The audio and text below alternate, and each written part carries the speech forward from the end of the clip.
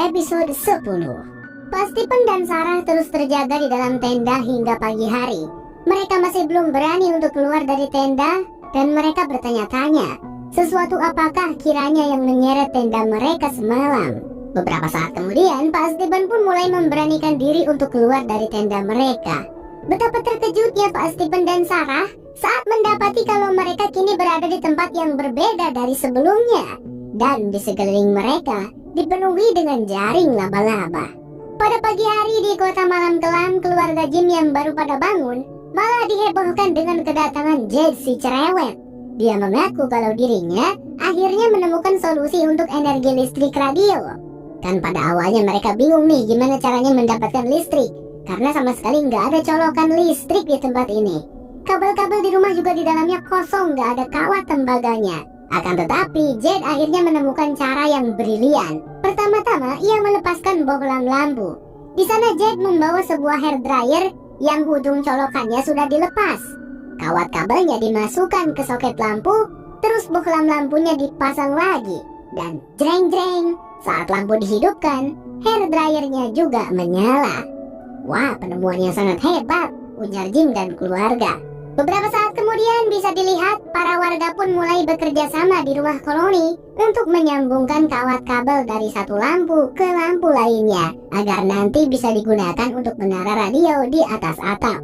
Di luar rumah koloni, orang-orang juga bekerja sama membuat alat derek untuk mengangkat menara yang dibuat ke atas atap. Ethan yang ikutan melihat bertanya-tanya pada ayahnya, kira-kira sekarang Victor berada di mana? Mungkin Victor akan banyak membantu kalau ada di sini. Dimanapun dia berada, ayah yakin Victor baik-baik saja, Ethan, ucap sang ayah.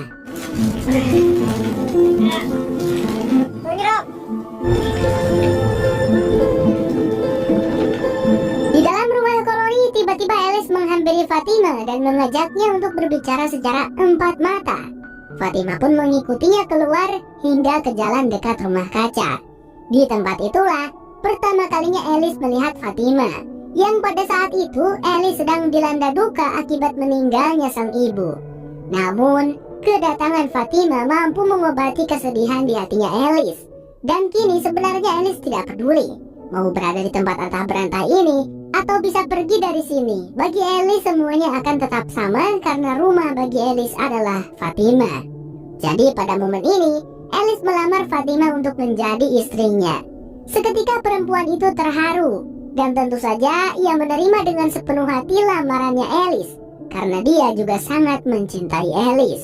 Scene lalu memperlihatkan Christy dan Kenny yang sedang bekerja sama untuk mengambil kabel-kabel yang ada di dalam mobil ambulans. Tentunya, itu untuk keperluan rencana menara radio Jim dan Jade.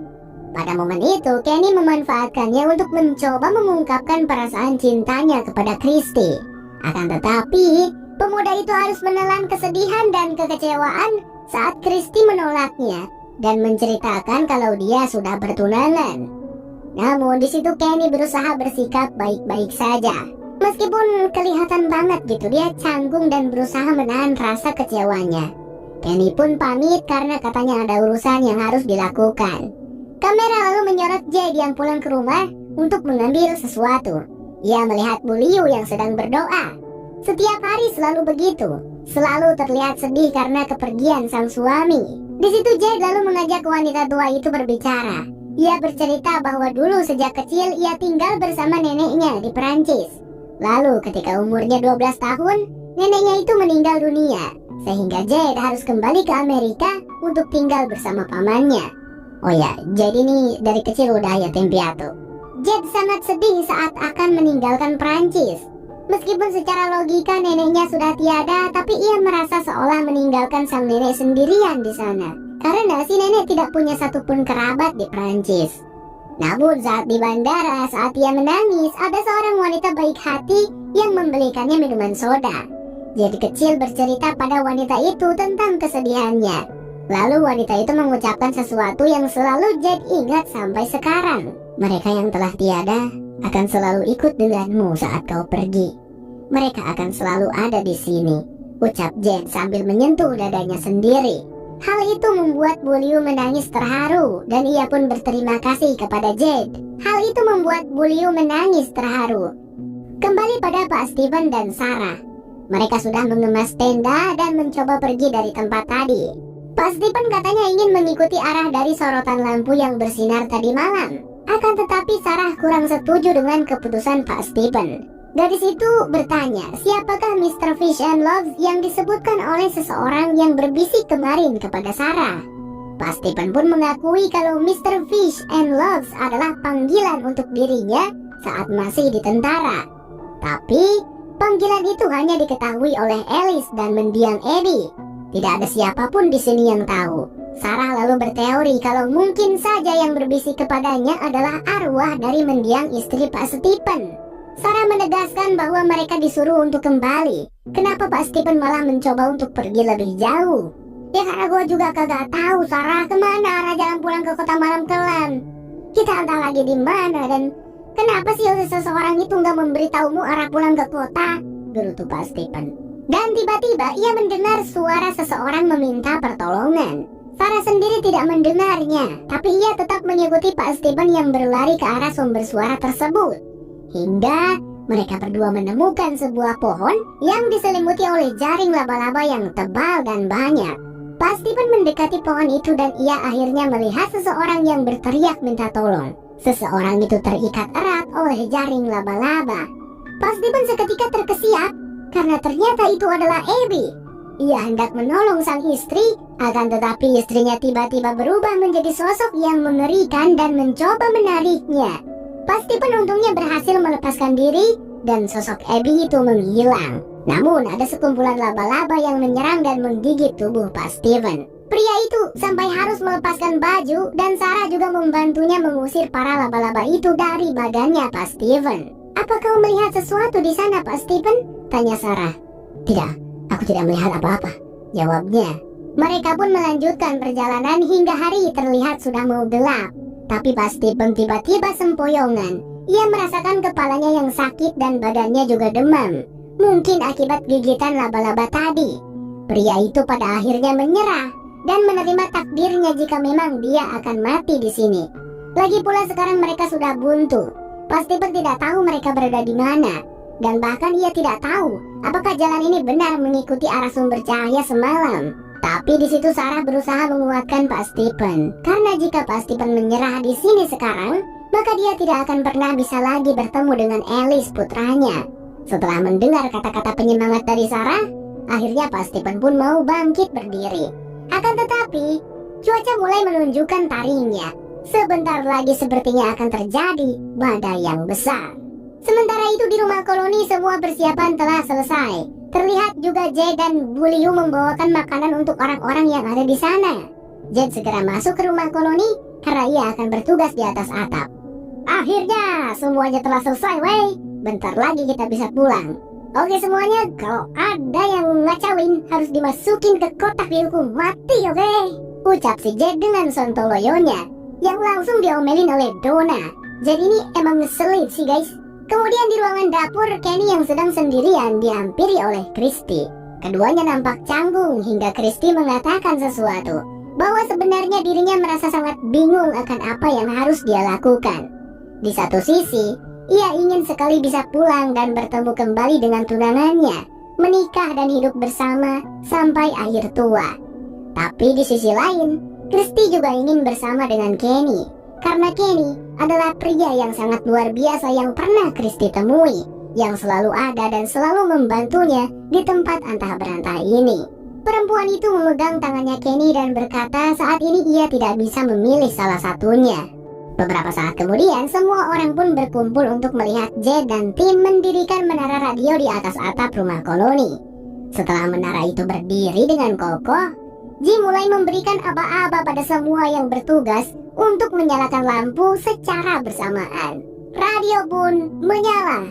Jim dengan deg-degan mencoba mulai mencari sinyal. By the way, saya kurang ngerti ya guys. Kemarin katanya mereka mau menyiarkan sinyal, sekarang katanya mencari sinyal. Apakah mungkin dua hal itu bukanlah sesuatu yang berbeda? Jadi sama aja gitu fungsinya. Kayaknya sih begitu. Dan betapa senang dan bersyukurnya Jim saat mereka akhirnya mendapatkan sinyal. Bukan lagi suara statis yang mereka dengar di radio. By the way, suara statis itu yang bunyinya gak jelas gitu guys. Pernah dengar lah ya kalian juga kalau misalnya pas muter radio, pas lagi nyari siaran suka kedengaran suara statis begitu.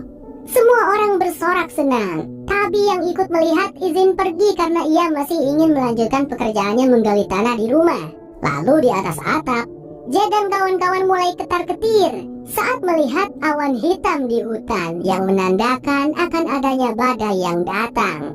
Lalu di hutan, setelah mendaki bukit cukup lama, Pak Stephen kembali hendak menyerah dikarenakan ia merasa tubuhnya sudah tidak kuat lagi. Tapi tiba-tiba terdengarlah sebuah bunyi yang keras, seperti suara trompet atau suara klakson kapal laut. Hal itu mampu membuat Pak Stephen kembali mendapatkan kekuatannya. Di rumah koloni, Jim dibantu dengan Ethan mulai mencoba satu persatu frekuensi sinyal yang mereka dapatkan, berharap mereka bisa menghubungi seseorang menggunakan frekuensi sinyal tersebut. Setelah dicoba beberapa, tak ada satupun frekuensi yang terhubung dengan seseorang. Dan karena dalam 10 menit lagi badai akan sampai di tempat mereka, Donna menyuruh Ethan masuk ke rumah, dan dia yang menggantikan tugasnya Ethan. Tapi tetap saja, dicoba semuanya juga frekuensi sinyalnya tidak terhubung ke siapapun. Hampir saja Jim dan Donna menyerah. Tapi tiba-tiba terdengar suara seseorang dari radio. Halo, apakah ada orang di sana? Ujar suara itu. Sontak seketika Jim dan Donna terperangah. Akhirnya mereka berdua berhasil terhubung dengan seseorang. Segeralah Jim mencoba meminta bantuan kepada orang itu. Tapi alangkah plot twistnya saat orang di radio malah berkata, "Oh, jadi kau Jim." Padahal Jim belum menyebutkan namanya. Orang itu menambahkan, "Jim, seharusnya kau tidak membiarkan istrimu menggali tanah." Mendengar hal itu, Jim tanpa pikir panjang langsung cabut dari sana, berlari menuju ke rumahnya. Di saat bersamaan di rumah koloni, lampu-lampu tiba-tiba meledak. Saat Pak Stephen dan Sarah berhasil sampai di puncak bukit, hujan sudah turun dengan derasnya membasahi baju mereka. Lalu keduanya dibuat terdiam 1000 bahasa saat melihat di kejauhan sana sebuah menara mercusuar. Dari sanalah sumber suara bunyi deruan dan cahaya semalam berasap. Kemudian di kota malam kelam, tepatnya di rumah Jim, Tabi yang masih asyik menggali menemukan dasar bebatuan dan ia dengan nekatnya malah menggalinya menggunakan pickaxe. Dikira dia bisa dapat diamond kali kayak di game Minecraft. Bebatuan itu tiba-tiba retak, dan tanpa disangka di bawah bebatuan itu terdapat ruangan yang kosong, sehingga Tabi pun jatuh ke bawah sana. Untungnya ia tidak mendapatkan luka yang berarti. Tabi bangkit berdiri dan melihat kalau kabel-kabel yang menjulur ke bawah dari rumah ternyata tidak terhubung dengan apapun. Lalu ternyata Victor juga berada di tempat itu. "Kau akhirnya datang."